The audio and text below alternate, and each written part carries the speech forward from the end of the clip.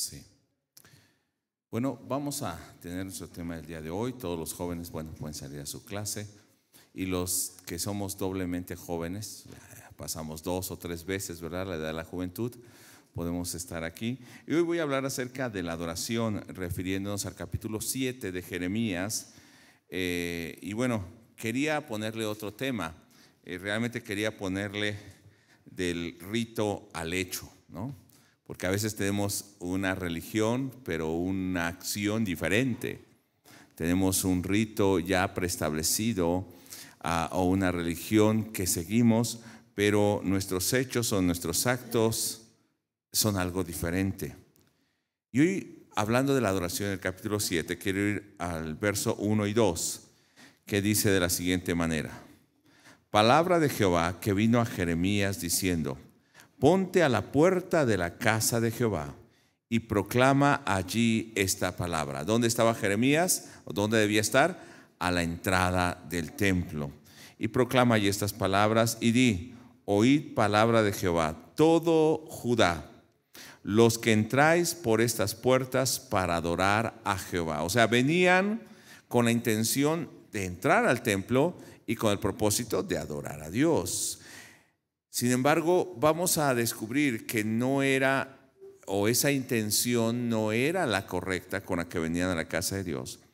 Y de hecho el capítulo 6 nos hablaba ya del juicio que viene hacia ese pueblo y cómo Dios había enviado mensajeros o atalayas, y estos atalayas eran los que se ponían en las torres para decir si venía algún enemigo y dar voz de alarma al pueblo. Así, de esta manera, Dios había enviado profetas, hombres que hablaran la palabra de Dios, mensajeros que traían anuncio de alerta, de destrucción. Pero ¿qué hizo el pueblo? El pueblo no quiso oír. Pero así como no quiso oírlos a ellos, realmente no querían oír a Dios, porque no querían tener una relación con Dios. Ellos tenían una adoración ritual, ritos, religión, pero no una adoración espiritual. Y hoy estaremos viendo cómo el Señor está tratando a ese pueblo. El mensaje que Dios está trayendo por medio de Jeremías es para un pueblo religioso, o sea, un pueblo que toma muy en serio venir a la casa de Dios, se toma tiempo, presenta ofrendas rituales, tiene el propósito de adorar a Dios como nosotros el día de hoy. No es un pueblo que ignore quién es Dios, sino conoce, o entre comillas, podemos decir que conoce a Dios, pero la adoración no es la que Dios ha pedido, la que ellos están ofreciendo. Quieren tener comunión con Dios, pero entregando una adoración a su manera. Vienen con el objetivo de tener una comunión con Dios, pero solamente con una adoración religiosa. Dice el capítulo 6, voy a leer unos versos y luego estaremos orando. Verso 2, solamente unas partes. Destruiré a la bella y delicada hija de Sión. Esto es lo que Dios está diciendo. Pero ¿cómo es esta delicada hija de Sión? El verso 6, al final dice: esta ciudad que ha de ser castigada, toda ella está llena de violencia. Verso 8, corrígete, Jerusalén, para que no se aparte mi alma de ti. Dios le está diciendo: yo quiero que te vuelvas. De eso hablamos también hace una semana y han hablado los hermanos. Yo quiero que te vuelvas, porque si no, mi alma se va a apartar de ti. Yo me voy a apartar de ti, porque estás llena de violencia. Oremos.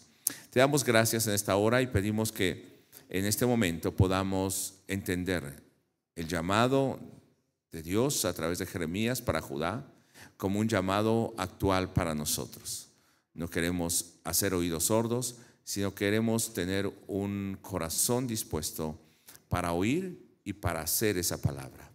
Te damos gracias porque sigues hablándonos, mandando mensajeros, profetas, atalayas, maestros, pero sobre todo tu palabra y tu Espíritu Santo hablándonos el día de hoy. En el nombre de Jesús. Amén. ¿Cómo era la adoración que entregaban a Dios? Esto es lo importante. Y comparación con esa adoración, cómo es nuestra adoración el día de hoy. Vamos al capítulo 7, versos 1 y 2 que acabamos de leer, y vemos que Jeremías tenía que estar a la puerta y tenía que hacer oír las palabras de Jehová en el verso 2. Eso quiere decir que aunque el pueblo venía a la casa de Dios, no venían con la disposición de oír la palabra. Y esto no es que no escucharan físicamente, que tuvieran una deficiencia, sino que no vienen con un corazón dispuesto para aceptar el mensaje de Dios. Entonces, lo primero que debemos tener cuando nos acercamos a la casa de Dios es un corazón dispuesto para oír la palabra de Dios. En el verso 2, Jeremías tiene que decir: oíd palabra de Jehová, todo Judá, los que entráis por estas puertas. ¿Y a qué venían? Para adorar a Jehová. ¿A qué hemos venido, hermanos? Adorar a Dios, adorar a Cristo. Hemos venido a adorar al Señor. Y hoy vamos a hablar, o vamos a definir también lo que es la adoración. Entonces, dos cosas con las que debían de venir estas personas, que ciertamente llegaban al templo, estaban a la puerta, iban a entrar, pero debían venir con disposición de escuchar la voz de Dios y con un corazón dispuesto a adorar al Señor. Vamos a definir primero lo que es adoración, y para definir lo que es adoración voy a hablar también de religión.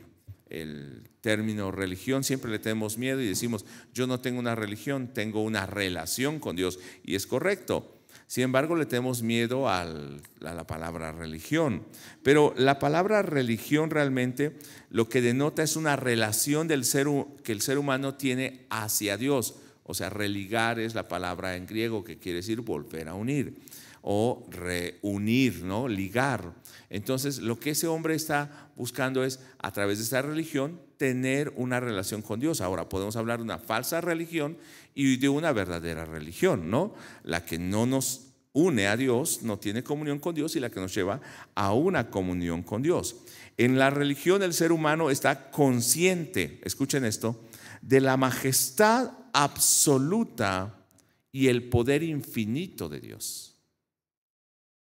En una verdadera religión estoy hablando de un nombre, sino esa verdadera relación debe estar consciente de esa grandeza absoluta, la majestad infinita de Dios, pero al mismo tiempo debe estar consciente de lo insignificante y extremo e impotente absolutamente del mismo ser. O sea, hace la comparación de ese Dios con lo finito que somos, lo pequeño que somos.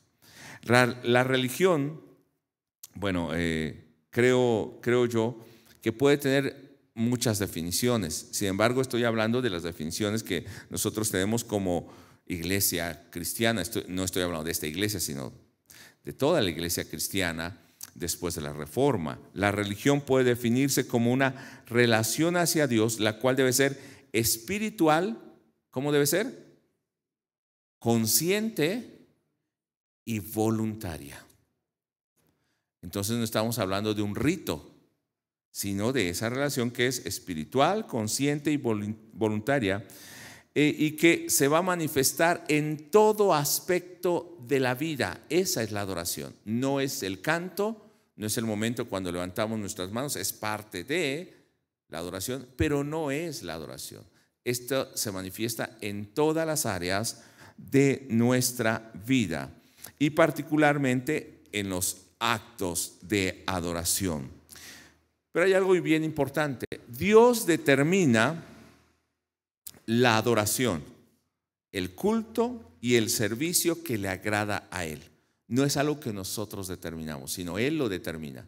Así que todo culto arbitrario, contrario, diferente a lo que Dios ha pedido, no solamente es prohibido por Dios, de hecho en Levíticos lo hace, lo va a demandar en Éxodo en los mandamientos, también lo va a poner contra el culto que ellos hacían, sino no es aceptado, no solamente es prohibido, no es aceptado, es rechazado y es castigado.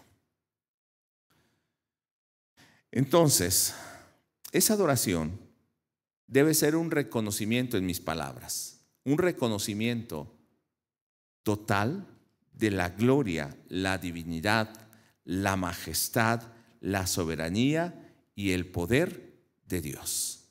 Debe haber una adoración interna o íntima, lo que nosotros tenemos como adoración, y una adoración externa que se puede manifestar en un culto o en un acto público, pero realmente se desarrolla en cada área de la vida del creyente. Dice Isaías 43:7, que ya lo han mencionado también entre semana: todos los llamados de mi nombre, para gloria mía, los he creado. ¿Para qué nos hizo el Señor? Para gloria suya. Los formé y los hice. O sea, desde que el Señor nos formó y nos hizo, tenemos un propósito, que es glorificarle. Igual va a decir Efesios capítulo 1, verso 4 en adelante, que nos escogió desde antes de la fundación del mundo para que fuésemos santos y sin mancha delante de Él, y para gloria suya. Entonces, hermano, es un propósito del cual no tendríamos que salirnos. Sin embargo, el hombre pues se ha salido por la tangente y hace lo que quiere. Entonces no hay opción para el creyente que entiende este propósito de ser gloria para Dios. Fuimos creados con ello. Dice Isaías capítulo 60, verso 21 en Nueva Traducción Viviente: todo tu pueblo será justo, poseerá para siempre su tierra, pues yo lo planté, está hablando del pueblo, lo planté allí con mis propias manos. Y escuche este final: con el fin de darme gloria a mí mismo. Aún Dios llevó a Israel y los puso en ese lugar para que le dieran gloria a Él, para glorificarme en lo que yo estoy haciendo en ellos. Si nosotros vemos también cuando Dios habla en Ezequiel 36, no vamos a ir ahí. Cuando habla en Ezequiel 36, dice: no lo hago por causa de ustedes, sino por causa de mi santo nombre que ustedes han profanado. Y entonces yo hago todo de liberarlos, limpiarlos, volverlos a su tierra, para que mi nombre sea santificado y glorificado. O sea, Dios busca ser glorificado. Y esto lo hacemos a través de una vida de adoración. O sea, la adoración del hombre debe glorificar a Dios. Incluso aquellos que se oponen no se dan cuenta, pero su vida es un instrumento para glorificar a Dios. Y van a decir, ¿cómo?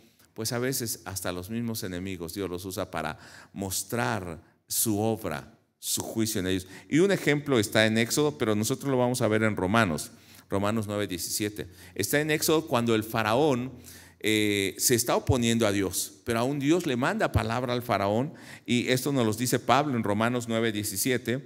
Dice: porque la escritura dice a Faraón: para esto mismo te he levantado, para mostrar en ti mi poder y para que mi nombre sea anunciado por toda la tierra. O sea, la oposición del faraón, ¿qué hizo? Que se magnificara el poder de Dios en esas plagas. Su oposición hizo que el pueblo de Israel viera la gloria de Dios. Así que aun cuando se opone la gente, que está siendo un instrumento para mostrar la gloria de Dios, porque entonces se ve o se forma en nosotros el carácter que Dios quiere hacer, el carácter de Cristo en nosotros. Así que, hermano, todo lo que fue creado es para la gloria de Dios. Colosenses capítulo 1, verso 6. Vemos aquí que todo fue creado para Él y por Él. Dice: porque en Él fueron creadas todas las cosas, o sea, en Cristo, las que hay en los cielos y las que hay en la tierra, visibles e invisibles. O sea, todo lo visible, pero también lo invisible. Dice: sean tronos, sean dominios, sean principados, sean potestades. Está hablando potestades de este mundo, físicas, pero también potestades espirituales, ángeles y todo. Y dice al final del verso: todo fue creado por medio de Él y para Él. Entonces todo le debe dar la gloria al Señor. Y ese propósito, hermano, no es algo que nosotros decidamos. Dice Romanos 11:36: porque de Él y por Él y para Él son todas las cosas. Inclusive, hermano, puedo decir que no vemos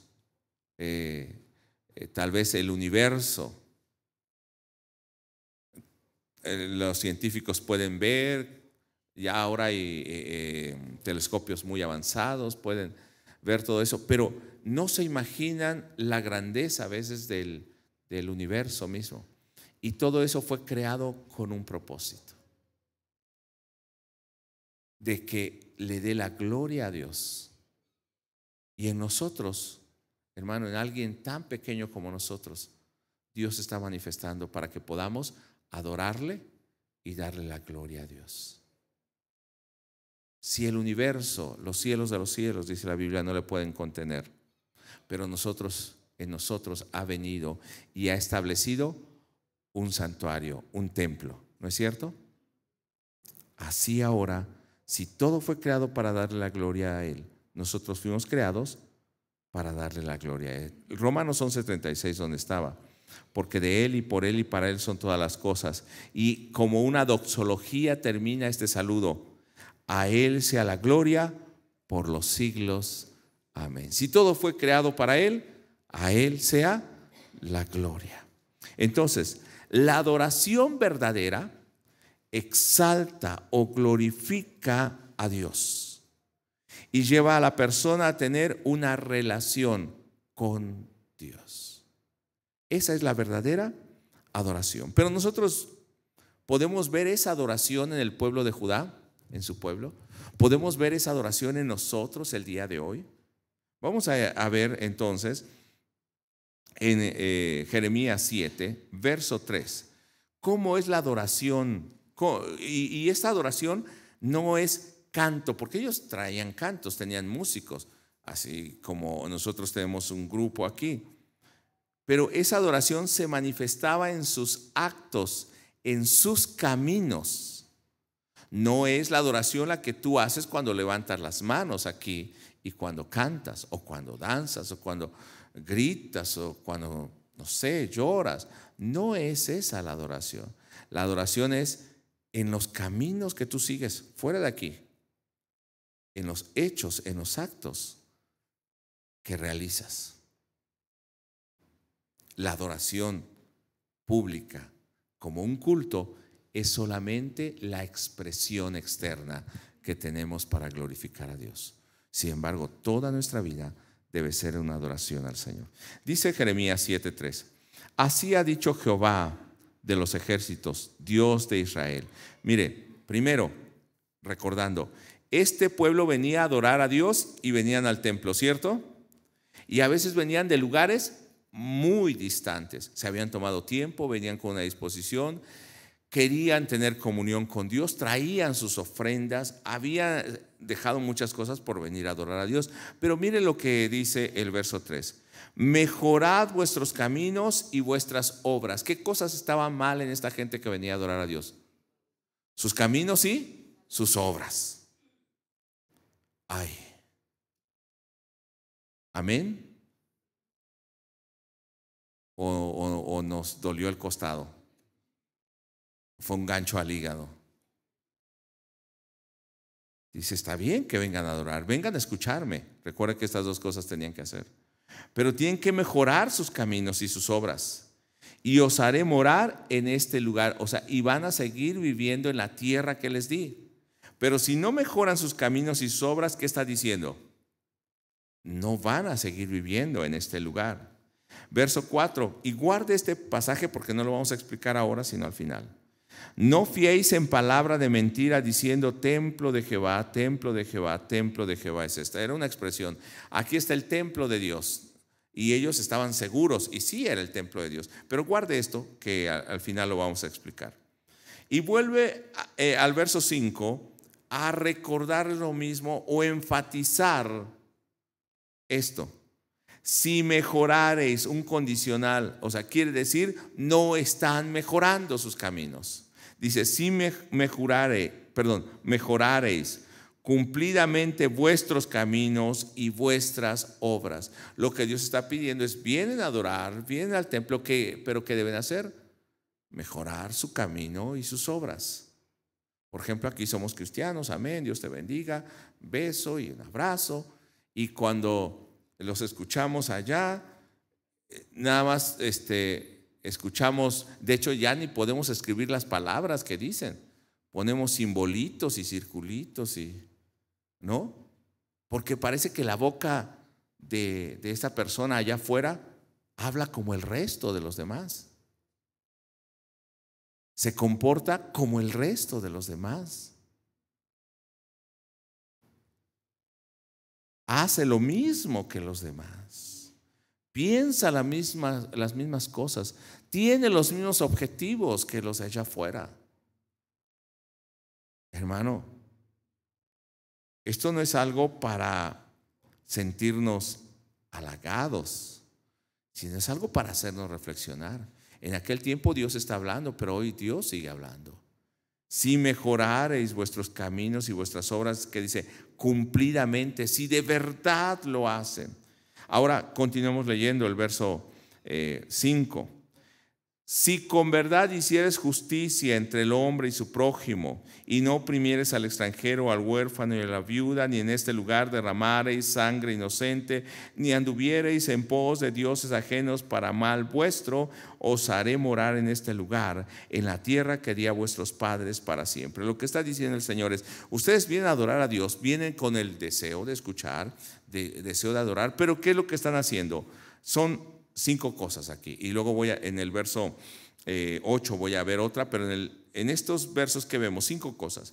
Sus caminos y sus obras eran malos, o sea, tenían hechos malos. Sus caminos eran torcidos. No hacían justicia, no vivían en justicia. En su trato con el prójimo no tenían justicia. Además dice que oprimían a los desvalidos, a los menos favorecidos, a los extranjeros, a los huérfanos, a las viudas, y aquí podemos extenderlo. Ellos buscaban provecho y le sacaban provecho a su trabajador, sacaban provecho en los negocios, eran ventajosos en todo. Las pesas eran de 800 gramos, los pesos, ¿verdad? El kilo de 800 gramos. Ajá. Le arreglo una televisión y le dejo una computadora. ¿Alguien se dedica a las computadoras? No.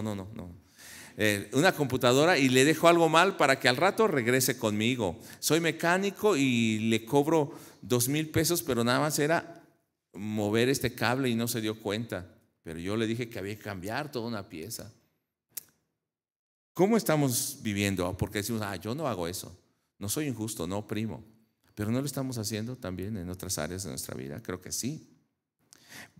En el verso que es 6 también nos está diciendo a qué punto habían llegado. Dice, y derraman sangre inocente. O sea, había asesinato, sangre inocente. Y aquí en todo sentido, Estados Unidos matan a las personas, culpables o no, pero las matan, a veces inocentes. Los abortos, los maltratos, asesinatos en todo sentido. Pero también algo muy fuerte había idolatría, paganismo, y había sincretismo religioso. ¿Qué es esto? No solamente hay idolatría, sino mezclaban, porque ellos venían a adorar a Dios, ¿sí o no? Pero al mismo tiempo adoraban ídolos. Venían a adorar a Dios y levantaban sus manos. Pero pues si hay una peregrinación, pues también se van en la peregrinación. Pues si está la feria, no quiero decir que la feria sea mala, la feria no es mala. Pero si está la feria que es a un ídolo, van y participan de lo que se está haciendo ahí. No estoy diciendo que la feria sea mala, la feria no es mala. Pero hermano, a veces los juzgamos a ellos y no nos juzgamos a nosotros. El Señor está diciendo, vienen a adorarme, pero lo que hacen no me adora a mí. Vienen a adorarme, pero su vida no me rinde culto a mí. Vienen a tener comunión conmigo, pero todo lo que hacen es para alejarse de mí. ¿O no? Verso 8. También este verso lo dejamos en stand-by y lo vemos al final. He aquí vosotros confiáis en palabras de mentira que no aprovechan. O sea, voy a ver un punto más también para que entendamos qué era lo que hacían, aparte de la idolatría y paganismo. Cumplían todos los ritos religiosos humanos, y los que se habían establecido los cumplían. De hecho, habían puesto aún más ritos, pero no con el mandato de Dios. Porque mire lo que dice el verso 9. Ellos venían a adorar a Dios. ¿Sí estamos de acuerdo en eso? Venían con sus ofrendas. Entraban al templo, pero dice el verso 9, hurtando, matando, adulterando, jurando en falso e incensando a Baal. Está reafirmando lo que había dicho antes, pero está agregando más cosas, como el adulterio, el hurto, el jurar en falso. Dice, y andando tras dioses extraños que no conocisteis. ¿Y sabe dónde decía el Señor que no se debía hacer esto? En Éxodo 20, en los 10 mandamientos. El primer mandamiento era: Israel, Jehová tu Dios, Jehová uno es. No tendrás dioses ajenos delante de mí. No te harás imagen, ni semejanza de nada que está en los cielos, ni en la tierra, ni debajo de la tierra. No te inclinarás a ellos, ni los honrarás, porque yo soy Jehová tu Dios, fuerte y celoso, que visito la maldad de los padres sobre los hijos hasta la tercera y cuarta generación. Y los demás mandamientos, que es: no matarás, no hurtarás, no adulterarás, no dirás falso testimonio contra tu prójimo mintiendo. O sea, lo que les está diciendo Dios es: ustedes vienen a adorar, pero no cumplen con lo que yo he pedido. Han puesto ritos religiosos y lo hacen, pero no cumplen en obediencia a mí. De hecho, Santiago capítulo 1, verso 26 y 27 nos habla de la verdadera religión, y tiene dos características esta verdadera religión. Una es el acto y otra es el carácter de la persona. Una es externa y otra es interna. Vea lo que dice Santiago 1:26, muestra ese carácter del cristiano y sus obras. Si alguno se cree religioso entre vosotros y no refrena su lengua, sino que engaña su corazón, la religión del tal es vana. O sea, alguien que está hablando, chismeando, ¿qué más? Juzgando, hablando mal, o sea, todo lo que está en nuestras bocas, porque va a hablar que la lengua enciende un fuego, ¿no? Tan pequeño y destroza todo. Dice que la religión de esa persona es vana, no sirve, está vacía. Verso 27 hace la comparación de una verdadera religión. La religión pura y sin mácula, o la religión sin mancha delante de Dios el Padre, es esta. Vea dos cosas aquí en esta religión pura: visitar a los huérfanos y a las viudas en las tribulaciones. O sea, el ayudar a aquel que está necesitado, ¿no? Pero lo segundo, y guardarse sin mancha del mundo. O sea, es mi vida consagrada al Señor, pero también mostrando en obras.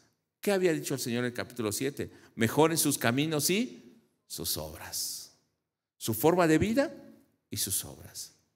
De hecho, aún Santiago, ya después con calma, usted lee el capítulo 1 y capítulo 2, pero nos va a hablar también de la fe que no tiene obras, que está muerta en sí misma.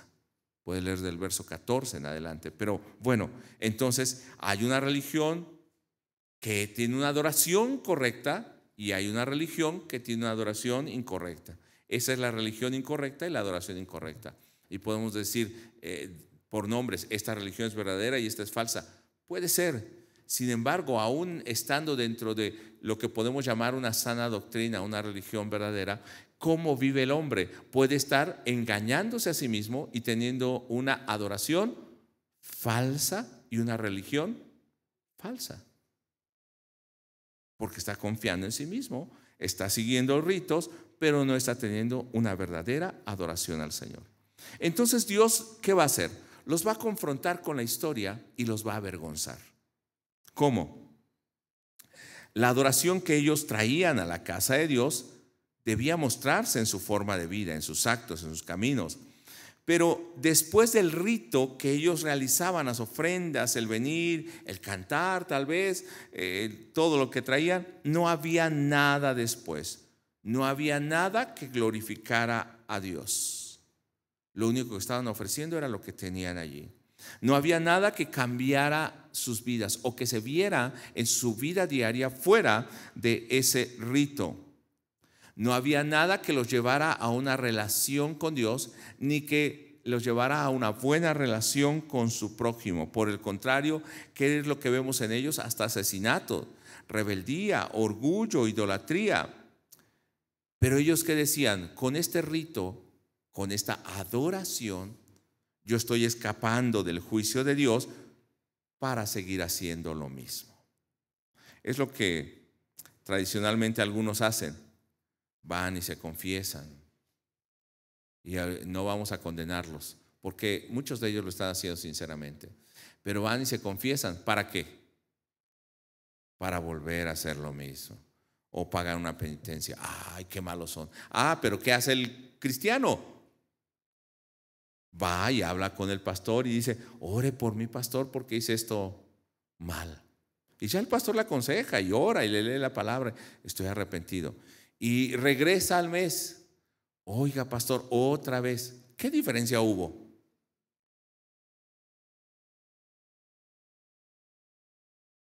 No es lo mismo. Ouch. No, hermano. Esto debe hacernos reflexionar. Mejoren sus caminos y sus obras. Esa es la verdadera adoración. Verso 10, mire de donde estamos, el capítulo 7. Vendréis y os pondréis delante de mí en esta casa sobre el cual mi nombre es invocado, y diréis: librados somos. Amén. Ya somos librados porque venimos a tu presencia. Pero ¿qué decían? Para seguir haciendo todas estas abominaciones, ya me limpié, me purifiqué, voy y me ensucio otra vez. Y otra vez. O sea, han cumplido el rito y piensan estar absueltos. Pero se han olvidado de que la adoración no está allí. La adoración está en toda su vida.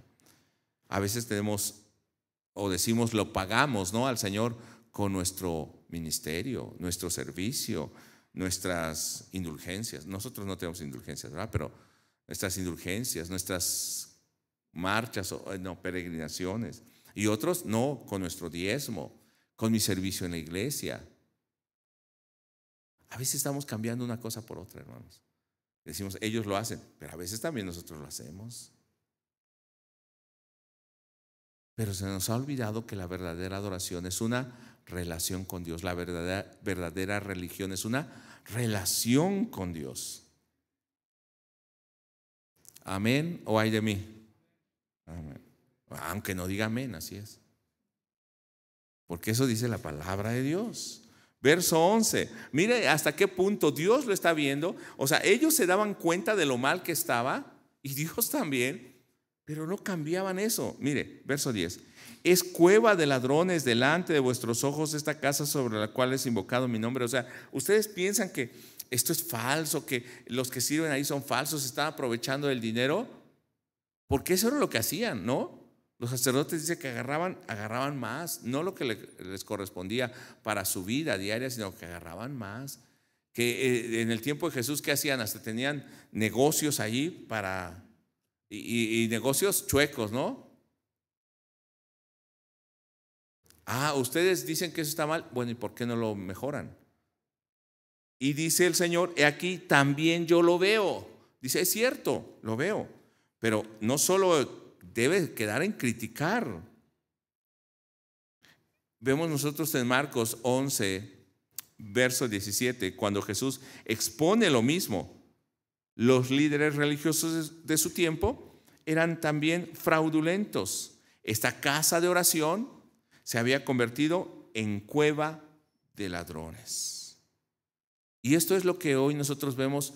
Perdón si alguno escucha eso, o si alguno de esa teología nos escucha, pero eso es la teología de la liberación también, pero la teología de la prosperidad. Pacta con Dios, hazte rico. Eso es cueva de ladrones. No sé si ha escuchado eso. Bueno, pero si lo escucha con acento portugués, brasileño, y la gente va allí. Pero hermano, ¿qué es lo que dice la palabra? Eso es cueva de ladrones. Y el Señor dice, yo lo veo. Pero no es suficiente con verlo, hermanos, y criticarlo. es, bueno, en el último punto lo veremos, es no ir en pos de eso. Verso 12. Dice, esta es la situación en la que están. Y en el verso 12 nos va a hablar de un lugar que se llama Silo. Dice, andad ahora a mi lugar en Silo, donde hice morar allí mi nombre al principio. Ved lo que hice por la maldad de mi pueblo Israel. O sea, está diciendo, mire, vean en la historia, Silo es el lugar donde cuando llegaron a poseer la tierra, pusieron el tabernáculo y estaban diciendo, la gloria de Dios está aquí, Dios nos ha dado esta tierra, en Josué. Y entonces allí estaba la presencia de Dios, ¿sí o no? Pero con el tiempo ellos se olvidaron de Dios y vivían sus vidas en el tiempo de los jueces como quisieron. Cada uno hacía lo que bien le parecía. Así dice la Biblia, en Jueces. Entonces en 1 Samuel 4, 8 al 18, no voy a leer todo, nosotros vemos que los enemigos los oprimían. En este caso los filisteos los oprimían al pueblo de Israel que estaba en tribus. Y como los oprimían, tenían guerra. Y fueron a la guerra a pelear contra los filisteos, pero estaban siendo derrotados. Entonces dijeron el pueblo, estamos perdiendo porque la presencia de Dios no está con nosotros. ¿Era correcto o no? Sí. Entonces dicen ellos, vamos a Silo, donde está el tabernáculo, traigamos el arca del pacto. Haga de cuenta una caja como esta, de este tamaño. Tráiganla. Adentro estaba toda forrada de oro. Traigan a los sacerdotes. En ese caso eran los hijos de Elí, Ofni y Finés. Y van y traen el arca del pacto porque ellos pensaban que allí estaba Dios. O sea, ese objeto se había convertido en Dios y el tabernáculo también se había convertido en Dios para ellos. No que Dios hablara de allí, sino que eso era Dios. Igual que los pueblos paganos. Trajeron el arca, y cuando trajeron el arca, todo el pueblo de Israel gritó y dice que hasta la tierra tembló, y los filisteos, oyendo, se espantaron y dijeron: ahora Dios ha venido al campamento de los israelitas. Entonces esfuércense, porque si no vamos a ser derrotados. O sea, los israelitas pensaban igual que los filisteos, en un amuleto, en un objeto sagrado. Y entonces, ¿qué pasó? Dios los avergonzó y los juzgó. Voy a leer solamente unos versos. En el verso, déjeme ver. Aquí está. En 1 Samuel 4 voy a leer el verso 8 solamente al 11.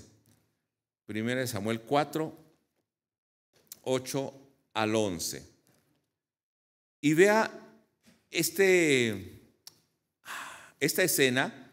Nosotros diríamos, ahora sí van a tener victoria o no. Está la presencia de Dios. Cuando ellos caminaron alrededor de Jericó, ¿no iba el arca ahí y vencieron? Ellos pensaron, vamos a hacer lo mismo. Y guárdese esto un poquito. 4:8. Dice: ay de nosotros, ¿quién nos librará de la mano de estos dioses poderosos? Estos son los dioses que hirieron a Egipto con toda plaga en el desierto. Eso lo sabían los filisteos. Esforzaos, oh filisteos, y sed hombres para que no sirváis a los hebreos, como ellos os han servido a vosotros. Sed hombres y pelead. Pelearon pues los filisteos, e Israel fue vencido, y huyeron cada cual a sus tiendas, y fue hecha muy grande mortandad, pues cayeron de Israel 30,000 hombres de a pie. Y el arca de Dios fue tomada, y muertos los hijos de Elí, Ofni y Finés. O sea, fueron avergonzados, vencidos, porque en lugar de confiar en Dios, estaban confiando en objetos. O sea, su adoración era externa. Y le dije que se guardara esto. ¿Qué vemos hoy en un mal entendimiento de la palabra de Dios? Hermanos, vamos a tomar esta ciudad. ¿Qué tenemos que hacer? Yo creo que usted lo ha escuchado. Hagámonos un arca En serio, no estoy diciendo algo que sea mentira. Hagamos un arca, una caja. Todos traigan su ofrenda ahí y caminemos alrededor de nuestra colonia, alrededor de nuestra delegación, alrededor de nuestra ciudad. Démosle 7 vueltas. ¿No estamos haciendo lo mismo que ellos? ¿Verdad que sí? Y seremos avergonzados. Porque eso no es la victoria. Porque no está ahí la adoración a Dios. Dice en el verso, regresando a Jeremías 7:13, son avergonzados. Y no solo avergonzados y derrotados, sino hasta el arca se la roban. Ya después usted puede ver la historia. Dios obra por sí solo y hace que regresen el arca. Pero bueno, eso es la continuación de la historia. 7:13 de Jeremías. Ahora pues, por cuanto vosotros habéis hecho todas estas obras, dice Jehová, aunque os hablé desde temprano y sin cesar y no oísteis, y os llamé y no respondisteis, haré también a esta casa, o sea, el templo, sobre la cual es invocado mi nombre, donde decían, templo de Jehová es esto, en la que vosotros, ¿qué dice? Confiáis. Y a este lugar que di a vosotros y a vuestros padres, como hice a Silo, os echaré de mi presencia, dice el verso 15, como eché a todos vuestros hermanos, a toda la generación de Efraín, o sea, Israel. ¿Ustedes creen que ellos actuaron así y yo quité mi presencia? Ahora, si ustedes viven de esa manera, yo quito mi presencia y también son echados. Porque ustedes confían en este templo. ¿Su adoración imperfecta servía para tener una comunión con Dios? No, era más que ritos, una adoración contaminada. Una adoración entonces imperfecta o falsa solamente trae destrucción. Vean el verso 16. Tú pues no ores por este pueblo, ni levantes por ellos clamor, ni oración, ni ruegues, porque no te oiré. Ay, ¿cómo es posible que Dios no oiga si el profeta está orando por ellos y es su pueblo? Pero vea por qué no los oía. Verso 17, no se quede en el 16, 17. ¿No ves lo que estos hacen en las ciudades? O sea, ¿cómo voy a oírles si oran a mí, dicen que me adoran, pero ve lo que hacen? A veces no nos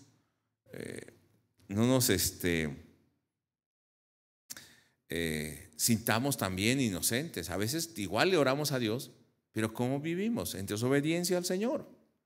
Verso 18, al final dice que como desde el hijo, el padre, la madre, todos están haciendo o provocando la ira. En la segunda parte del verso dice, para hacer tortas o pasteles o panes a la reina del cielo y para hacer ofrenda a dioses ajenos para provocarme a ira.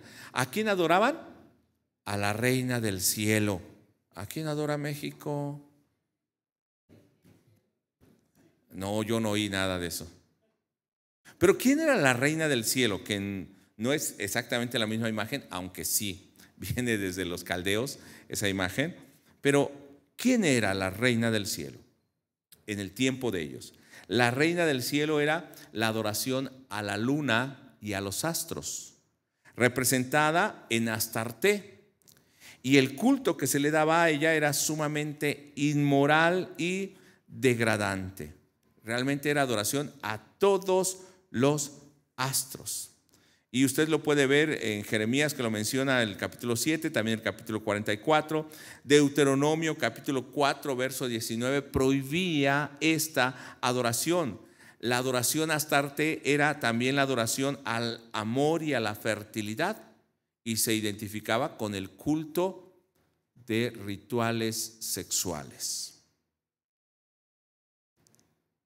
Cuando el pueblo se fue a Egipto, o sea, al final de Jeremías, no vamos a llegar ahí, pero cuando el pueblo se fue a Egipto, a final de Jeremías del capítulo 44, usted lo lee en su casa, ¿sabe qué hicieron ellos? Que dijeron, oye, cuando nosotros adorábamos a la reina del cielo y le ofrecíamos esto, todo nos iba bien, pero nada más dejamos de hacerlo y nos va mal.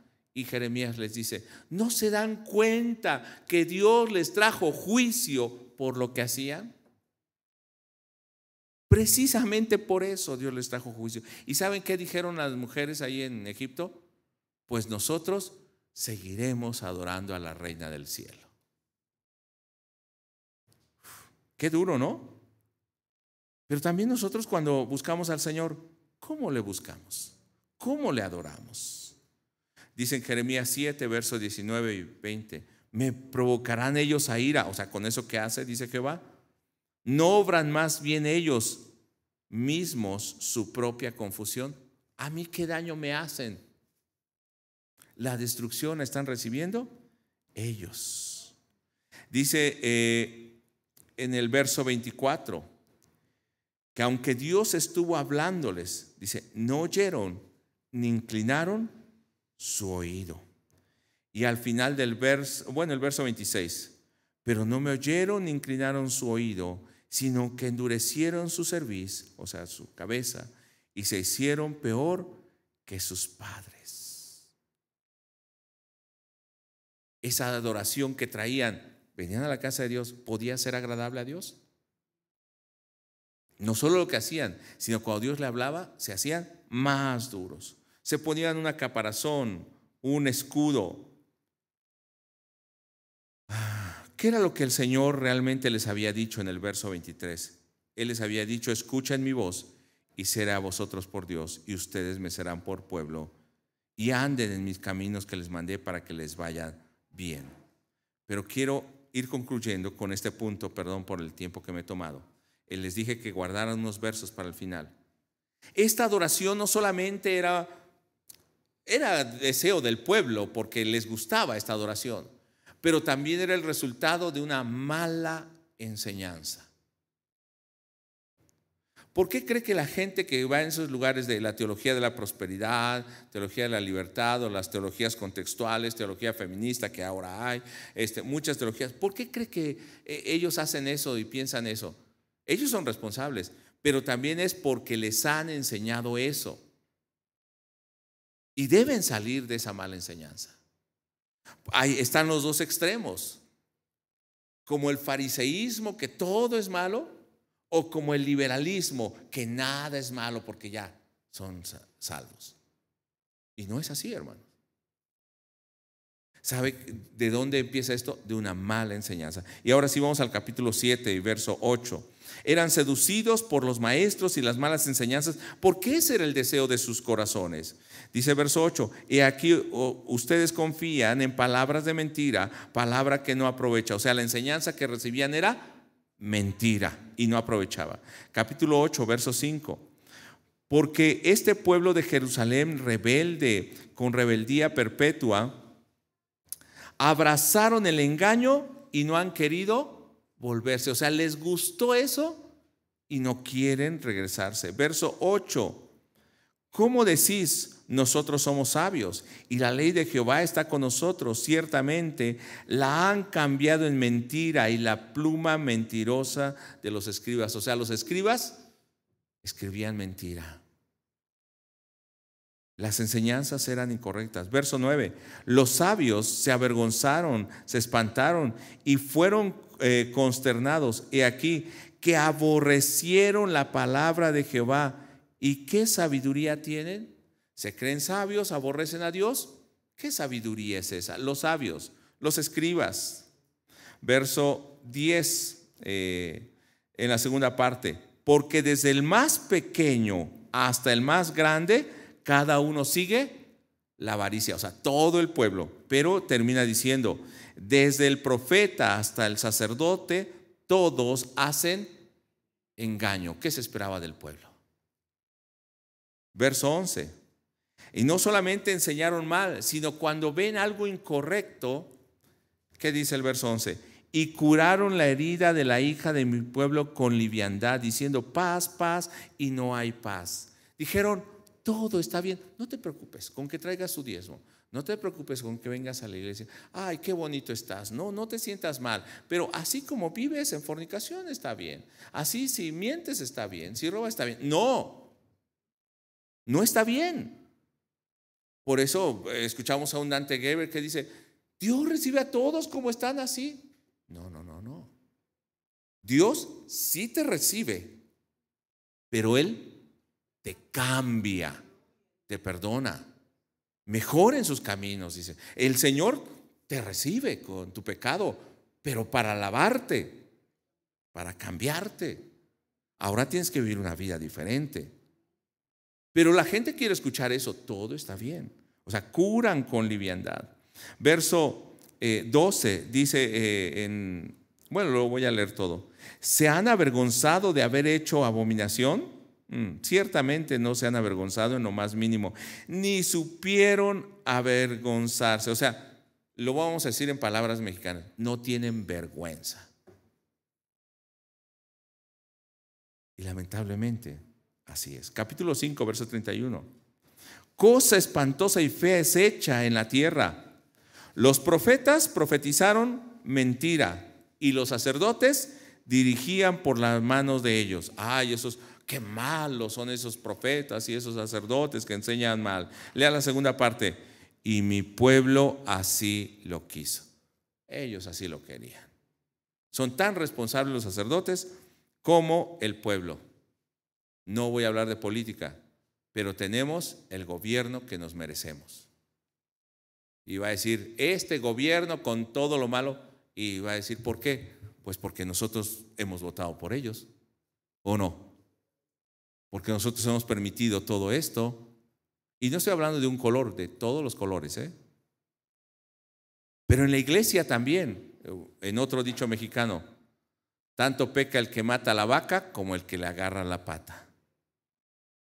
Decimos, es que ese pastor está enseñando mal. ¿Y por qué lo sigues? ¿Y por qué estás ahí? No le estoy diciendo que se salga de su iglesia, pero hermano, si sabemos que está mal, o lo corregimos o le llamamos la atención con la palabra de Dios, o nos vamos. No quiere decir que las iglesias sean perfectas, que los pastores sean perfectos, pero hay enseñanzas, doctrinas que totalmente están fuera de la Biblia.